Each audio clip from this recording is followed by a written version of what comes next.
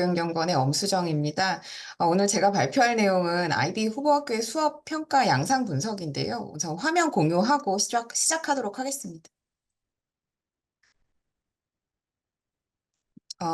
네. 어, 이제 이 연구는 저희 연구원에서 정책연구로 백병부, 그다음에 백병부 선생님, 김재 선생님, 심재 선생님, 유지선 선생님 이렇게 5명이서 함께 하고 있는 정책연구의 일부를 발표하게 된 거고요. 네, 연구 목적이랑 내용 방법 먼저 설명하고 시작하겠습니다. 이 연구는 이제 2024학년도에 아이비 후보 학교로 진입한 학교들을 대상으로 수업과 평가 양상이 어떻게 나타나는지 분석한 연구입니다. 그래서 이 아이비 후보 학교에서 수업과 평가가 어떻게 나타나고 있고, 그리고 그것이 아이비 적용 이전과는 어떻게 다른지, 그리고 시간이 지나면서 나타나게 된 변화는 무엇인지 이제 탐색했고요. 그러기 위해서 질적 사례 분석 방법을 활용하였습니다. 그래서 총 4개의 연구 대상 학교를 선정했고요. 그래서 올 4월부터 9월까지 이제 격주마다 학교 방문하고, 그래서 참여 관찰 수행했고, 그리고 교사 학생 면담을 실시했습니다. 그래서 그 결과를 오늘 하려고 합니다. 저희 연구에 참여한 4학교는 다음과 같습니다.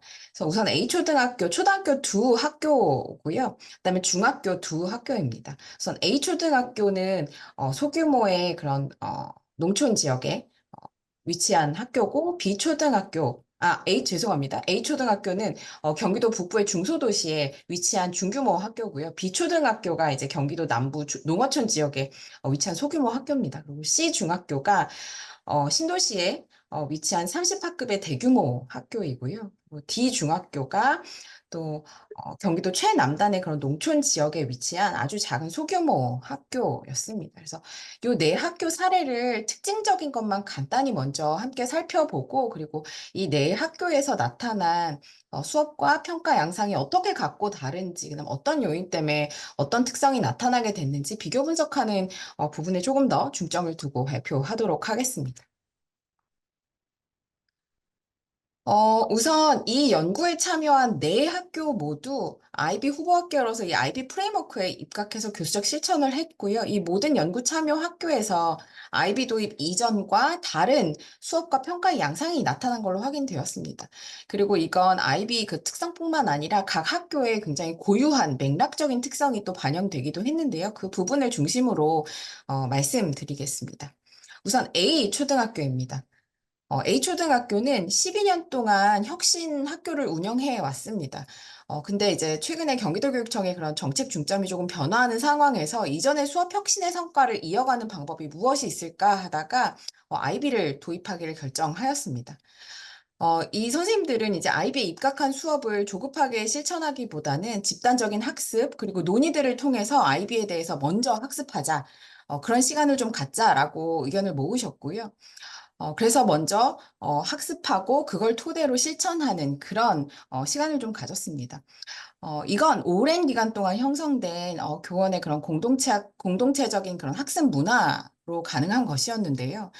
이 학교에서 아이비 프레임워크가 어떻게 활용되었냐면, 수업과 평가 무언가를 계속 바꾸고 싶고 혁신을 계속 해내고 싶었는데 그런 수업과 평가 혁신을 안내하는 도구로서 이제 활용되었습니다.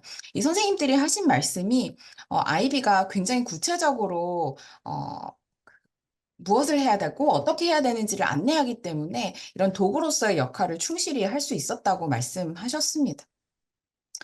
또 아이비 도입에 따라서 다양한 탐구 활동들이 진행되었는데요. 그전과 비교하면 개념의 그런 심도 있는 이해, 그리고 학생 주도성, 뭐 이런 것에 더 초점을 둔 탐구였습니다.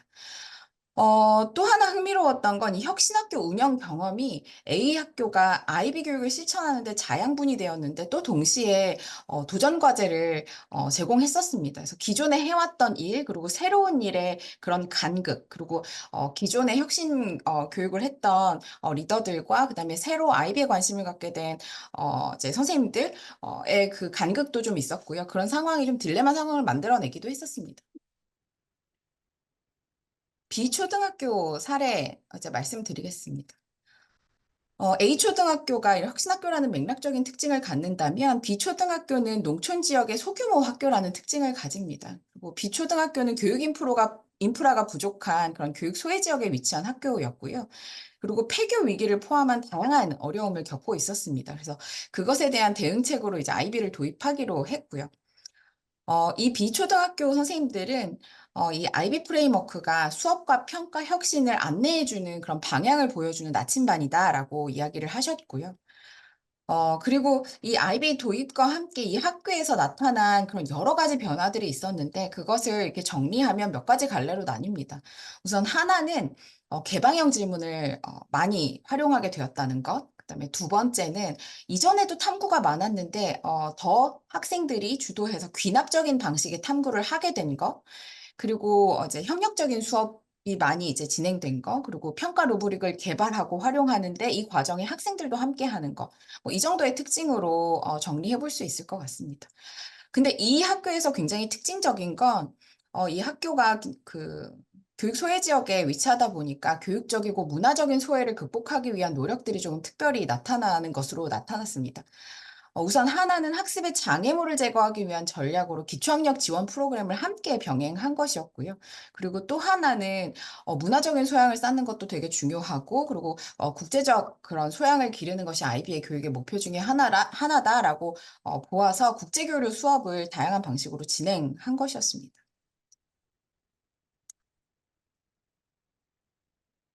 네. 우선 이렇게 빠르게 각 학교의 사례를 먼저 특징적인 걸 말씀드리고, 그리고 이 사례가 어떤 방식으로 같고 다른지에 대해서 조금 더 말씀드리도록 하겠습니다.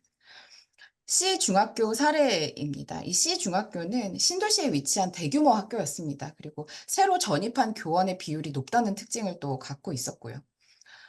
이런 상황에서 아이비에 관심 있는 리더 교사들이 몇 명 있었고, 그 다음에 그 선생님들을 중심으로 1학년에서 우선적으로 올해 아이비 교육을 실천하고 있었습니다. 이 선생님들이 이제 가장 크게 변화했다라고 하는 건 나무보다 숲을 보고 수업 설계를 하게 된 것이라고 꼽았는데요. 그래서 차시나 활동에 매몰되기보다는 개념을 중심에 두고 전체 단원을 설계하게 되었다라는 건데요. 이것이 교수적 실천에 되게 다양한 변화를 만들어냈습니다. 그 중에서 하나 주목할 만한 게 평가와 수업의 의미 있는 결합이었습니다. 물론 그전에도 가르치는 것과 평가하는 것이 연결이 되었었지만, 아이비 도입하고 나서는 평가를 계획하고 그 평가에 따라서 그걸 성공적으로 수행하기 위한 다양한 이제 수업들을 진행했다는 건데요. 그래서 평가와 수업의 의미 있는 결합이 중요한 변화였습니다. 그리고 또 하나는 평가가 학생 변별이 아니라 설계된 학습 여정을 성공적으로 마치기 위해서 어떻게 할 수 지원하는 것으로 기능할 수 있었는데요. 이게 중학교 1학년 1학기 때 이런 학생 변별보다 모두의 성장을 강조하는 평가가 일어났고, 그럼에도 이건 이제 2학기가 되면서 중요한 또 어려움으로 기능하기도 했습니다. 이제 상대평가가 중시되고 있는 그런 한국의 중등교육 맥락에서 이 평가에 대한 이 선생님들의 고민은 깊어졌고요. 또 리더 선생님들 중심의 아이비 교육을 이제 학교 전체로 확장하는 게 이 학교에 남겨진 중요한 과제였습니다. 네, 네 번째 학교입니다. 이제 D중학교인데요. 이 D중학교는 중고등 통합 운영 학교로 최근에 이제 다시 개교하게 된 작은 학교인데요. 이 학교의 지속 가능성을 위해서 아이비를 도입하게 된 학교입니다. 이 D중학교 선생님들은 아이비 도입이 가져온 변화 중에 가장 큰 걸 평가로 보았습니다.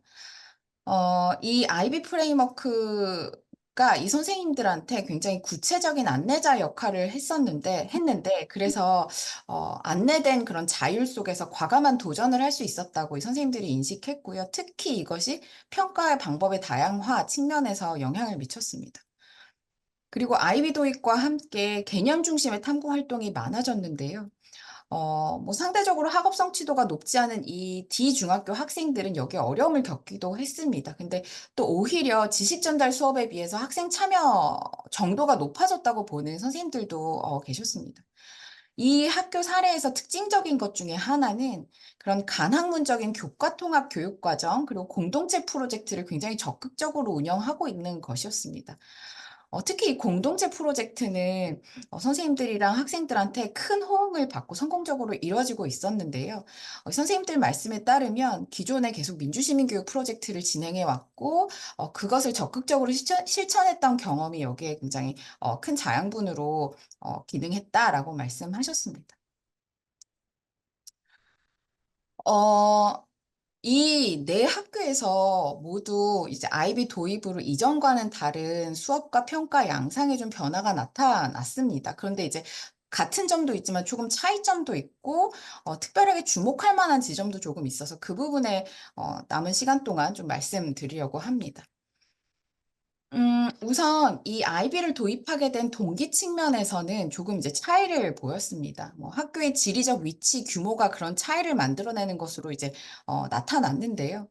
비초등학교, 디중학교에서는 그런 농촌 지역의 소규모 학교, 그다음에 폐교를 걱정해야 되는 학교로서 그런 어려움을 돌파하기 위한 방법으로 아이비를 도입하게 되었습니다.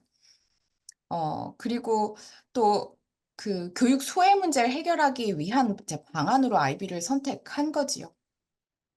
그리고 또 A초등학교처럼 경기도교육청의 그런 정책 방향이나 중점이 좀 달라지는 상황에서 기존에 오랫동안 시도해왔던 그런 어, 뭐 변화, 혁신의 동력을 잃지 않기 위해서 아이비를 도입하는 경우도 있었습니다. 이 수업과 평가 양상을 변화를 보시면 굉장히 이제 그런 아이비 프레임워크의 특징 때문에 공통적으로 나타나는 특징들이 굉장히 많습니다. 그중에 하나가 뭐냐면 개념에 대한 주목인데요. 개념에 대한 깊이 있는 이해, 그리고 그걸 지역이나 세계 맥락에 적용할 수 있는 능력, 뭐 이런 것들을 중요한 목표로 삼고 있었고, 이거는 뭐 아이비 교육의 특징 때문이지요. 이제 두 번째는 그런 목표를 달성하기 위해서 뭐 아이비 학습자상이나 뭐 ATT, ATL 뭐 이런 것들은 물론이고 다양한 이제 요소들을 포함해서 단원 설계를 촘촘히 하는 것, 뭐 그런 것도 이제 두 번째 공통적인 특징으로 나타났습니다. 세 번째는 개념 기반의 탐구 활동을 계획하고 실행하고 이제 그 과정에서 뭐 협력적인 탐구, 뭐 통합적인 학습, 뭐 학생 주도성, 뭐 이런 특징들이 나타났고 그런 것이 중요하다. 그래서 거기에 주목해서 수업 설계를 하고 실천하는 그런 양상들이 좀 나타났습니다. 그리고 네 번째 그런 수업과 평가 양상의 공통점은 이 평가입니다. 이 평가가 수업이랑 단단히 연결돼서 이제 실행됐다는 건데요. 그 수업과의 관계 안에서 평가가 이루어졌을 뿐 아니라, 그 다음에 다양한 영역, 평가 영역, 기존에는 지식 이해에 좀 초점을 맞춰서 평가가 이루어졌다면, 지금은 탐구와 성찰 과정까지 평가 영역에 이제 포함됐다는 특징들이 있었습니다.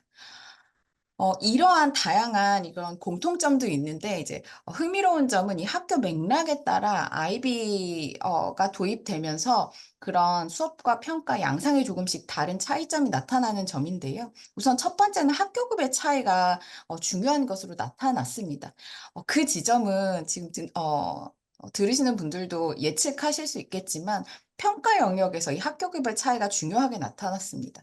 중학교에서 아이비 도입으로 인한 평가 변화를 더 크게 체감하고 있었는데요. 이 C 중학교에서 제가 아까 말씀드린 것처럼 평가와 수업이 되게 긴밀하게 연결됐다. 연결될 수 있었다라고 이야기를 했고, D 중학교 선생님들은 이 IB 적용 이후에 평가의 방식이 굉장히 다양해졌다. 그리고 여러 영역을 평가의 영역으로 포함시킬 수 있었다. 뭐 이런 말씀을 하셨습니다. 뭐 그럼에도 이제 도전 과제들이나 해결해야 될 문제들은 있는데 그건 이후에 설명드리도록 하겠습니다. 또 교육 소외 지역에서 위치한 학교에서 더 특징적으로 나타나는 그런 양상들도 있었습니다. 우선 아까 말씀드린 것처럼 B초등학교랑 D중학교에서는 그 전반적인 학업 성취도가 높지 않았고 그 낮은 학생들의 비율이 높았는데요. 이런 맥락적인 특성이 아이비 교육의 그런 실천 방식이나 아이비 교육을 바라보는 관점의 차이를 만들어냈습니다. 비초등학교에서는 그 기초학력, 와 관련된 주목이 되게 컸고, 그래서 그 기초학력을 향상시키기 위한 노력을 병행했다는 것이 굉장히 특징적이었고요. D중학교에서는 이 기초학력 문제와 관련해서 아이비 교육을 바라보는 그런 교사들의 관점 차이도 확인할 수 있었습니다. 예를 들면 일부 선생님들은 기초적인 학습 능력을 충분히 갖지 못한 학생들한테 아이비 교육의 접근성이 낮다고 보기도 했고요. 근데 또 일부 선생님들은 오히려 아이비 도입이 기존 방식의 수업에서 배제된 학생들이 참여할 수 있는 그런 폭이 더 커졌다고 인식하기도 했습니다. 또 하나 특징적인 건, 경기교육이라는 그 기존의 경기교육 흐름 안에서 아이비를 도입하고 적용하면서 나타난 특징이었습니다. 이건 아마 대구나 제주랑은 굉장히 다른, 모습일 텐데요. 기존에 이제 혁신학교를 운영했던 학교에서 이제 A초등학교나 D중학교가 그런 경우인데요. 이것이 아이비 적용 방식, 그 다음에 도입 동기, 뭐 이런 것에 되게 중요한 영향을 미쳤습니다. 그래서 A초등학교에서는 기존의 노력을 이어가기 위해서 아이비를 선택했고, 그 다음에 B초등학교, C중학교에서는 혁신교육의 경험의 터에서 아이비 교육이 어떻더라. 기존에도 탐구 수업을 했는데 이번에 탐구 수업은 이런 방식으로 다르더라. 뭐 이런 식으로 이제 아이비 교육의 의미를 부여했었습니다. D중학교에서는 민주시민교육, 그러니까 혁신교육이랑 굉장히 밀접한 연관성을 갖는 민주시민교육을 적극적으로 실천했던 그 경험을 토대로 MIP의 그 공동체 프로젝트를 이해하고 실행했고요. 그리고 그것이 밑거름이 돼서 굉장히 풍부한 그런 공동체 프로젝트를 운영하고 있었습니다. 이렇게 연구 참여 학교 사례에서 그 경기교육의 역사성이 고스란히 드러나고 있다는 점이 굉장히 주목할 만한 점이었습니다. 이런 성과들이 있었음에도 그럼에도 고민과 과제는 여전히 남아 있는 것으로 나타났습니다. 모든 학교에서 공통적으로 갖는 고민은 어, 이 학교에서 하고 있는 게 과연 아이비 교육이 맞나? 뭐 이런 지점이었습니다. 물론 이건 아이비 도입 초기에 충분히 나타날 수 있는 고민이었고요. 연구 참여 학교들은 이 아이비 프레임워크에 대한 그런 학교 그 구성원들, 전체 구성원들이 조금 더 잘 이해했으면, 그다음에 이걸 토대로 우리가 조금 더 질 높은 실천을 할 수 있었으면 좋겠다라고 생각하고 이걸 이후 향후 과제로 삼고 있었습니다. 또 모든 학교에서 공통적으로 나타난 어려움 중에 하나는 국가교육과정과 아이비 교육을 병행하기 때문에 발생하는 그런 어려움이었습니다. 그리고 교과서가 이제 국가교육과정의 성취 기준을 달성하는 데 효과적인 수단이라고 이제 이해하고 있었고, 선생님들은. 그래서 이 유닛 설계들을 할 때 교과서 기반의 수업 설계를 하는 경우가 많았습니다. 그러다 보니까 가르칠 내용은 많은데 수업 시수는 한정되어 있고, 그리고 또 아이비 프레임워크를 적용하기 용이한 수업도 있지만 그렇지 않은 것도 있기 때문에 아이비 프레임워크를 적용한 수업 평가, 그리고 그렇지 않은 것으로 이제 나눠서 운영하고 있는 경우도 있었습니다. 그래서 이제 국가가 요구하는 거, 그리고 아이비가 요구하는 거, 뭐 그런 것 사이에서의 그 간극은 학교 선생님들한테 이제 부담을 가중시키는 요인으로 나타나기도 했습니다. 또 그 평가 변별력 문제도 좀 있었는데요. 사실 요 상대평가가 굉장히 중요해지는 부분이다 보니까 IB에서 이제 이야기하는 그 평가 기준, 뭐 동사로 구분하는 그 기준이 이걸 어떻게 점수화해야 하고 그걸 어떻게 이제 민원 없이 평가 변별력을 갖출 수 있는지에 대한 고민이 좀 컸습니다. 그리고 이 외에도 또 어떤 일부 선생님들은 이 아이비 도입이 기존 교육 문제를 과연 해결해 줄 수 있을지, 그다음 아이비 교육 자체에는 한계가 없는지, 뭐 이런 등에 대한 고민도 공유하셨습니다. 마지막입니다. 음, 이 네 학교 사례에서는 아이비 도입과 함께 수업과 평가의 변화가 생겨나고 있고, 그다음에 그에 따른 고민, 해결해야 될 과제가 있다는 것도 확인할 수 있었는데요. 그리고 이런 고민이나 과제, 그다음에 평가 양상, 수업 양상 이런 것들은 학교의 맥락에 굉장히 이제 구체적으로 밀착돼서 나타났습니다. 이 사례들이 던지는 질문을 정리하면 요 세 가지로 정리될 수 있을 것 같습니다. 우선 첫 번째는 이 아이비 후보 학교에서 나타나기 시작한 수업과 평가 혁신의 불씨를 살리기 위해서 무엇이 필요한가? 어, 많은 연구 참여 학교에서 나타난 이 변화는 경기교육청의 그 아이비 도입이라는 제도적인 변화뿐만 아니라 아이비에 관심을 갖고 있는 이 리더 선생님들의 관심과 노력으로 만들어진 게 굉장히 컸습니다. 그래서 이 수업과 평가 혁신이 개인의 관심이나 노력에 의존하는 것이 아니라 뭐 학교 문화로 정착하기 위해서, 그다음에 일부 구성원의 변화가 있을지라도 그것이 지속 가능하기 위해서 어떤 것들이 필요할까, 어떤 지원이 필요할까라는 고민을 좀 하게 했습니다. 두 번째 질문입니다. 아이비 후보 학교에서 수업과 평가의 변화가 만들어지는 과정에서 한계나 문제점은 없는가?인데요. 뭐 만일 한계나 문제점이 있다면 이에 어떻게 대응해야 하는가 정도의 질문이겠습니다. 이 연구 참여 학교 사례들은 이 아이비 적용하면서 기존에 비해서 사고력 촉진을 위해서 논서술식 활동도 많아졌고요. 그다음에 개념 기반의 그런 협력적 탐구 활동들도 더 많이 진행했습니다. 그래서 근데 그 과정에서 학생 간의 격차 문제가 좀 드러났습니다. 그래서 기초적인 지식이나 탐구 기능이 부족한 경우 또는 또래 간의 관계에서 어려움을 겪는 경우에는 이 활동에서 배제되기도 했고 연구 참여 선생님들도 이 문제에 대해서 많이 인식하고 계셨습니다.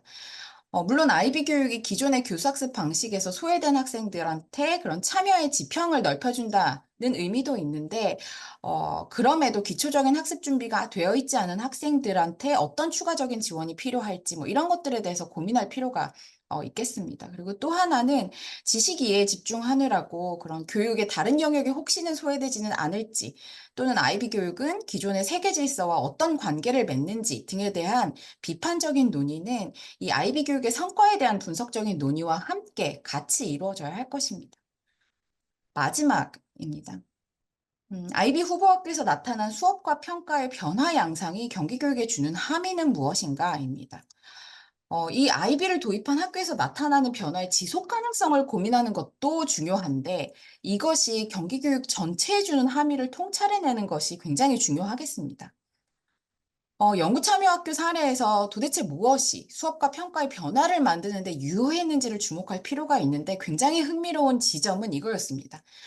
아이비가 교사의 자율성과 전문성을 존중하지만 그걸 발휘하는 데 필요한 과정들을 굉장히 상세하게 구체적으로 안내하고 있다는 것이었습니다. 어떤 목표를 설정해야 하고 그 목표 달성을 위해서 수업과 평가가 어떻게 설계되어야 하고 어떻게 수행돼야 되는지 그 과정 하나하나가 안내되었다는 건데요. 지금도 이제 학교 자유 시간처럼 교사의 전문성, 자율성을 강조하는 정책들이 나오고 있고, 이 아이비 후보 학교의 평가 수업 양상 변화가 나타내주는 이것이 그럼 교사의 자율성, 전문성을 요구하는 정책들이 성공적으로 이루어지기 위해서, 그래서 경기 교육 전반에 대해서 어떤 함의를 주는지에 대한 통찰을 해내는 것이 굉장히 중요할 것으로 보여졌습니다. 네, 제 발표는 여기까지고요. 네, 감사합니다.